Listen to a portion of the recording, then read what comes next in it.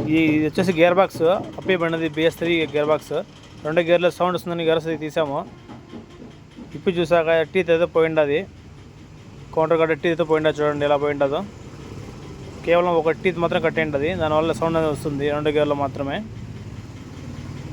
Counter కట్ట teeth ఒకటి కట్టేమండది, second gear వీల్ది. మొత్తం వరుసగా ఓపెన్ చేసి బేరింగ్లు మార్చేసి పిన్ టు పిన్ నీట్గా అయితే చేద్దాము. చూడండి అదే టీత్, ఇది పైన టీత్. ఈ టీత్ కట్ అయిపోయిన వల్ల సౌండ్ వస్తుంది.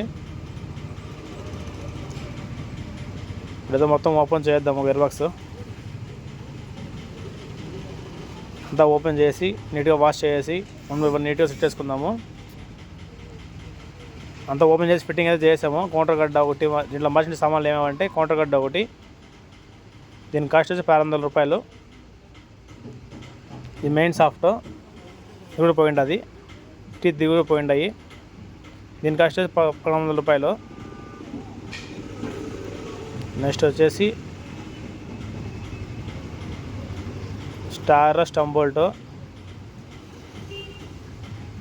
రెండైతే అన్నీ మార్చాము. లోపల బేరింగ్స్ అన్నీ పిన్ టు పిన్ కొత్తగా వేసేసాము. ఫిట్టింగ్ అయితే అయిపోయింది గేర్ బాక్స్. ఎప్పుడన్నా గేర్లో సౌండ్ వచ్చినప్పుడే చూసుకోండి, లేదంటే ఎక్కువ పని వచ్చేస్తుంది గేర్ బాక్స్.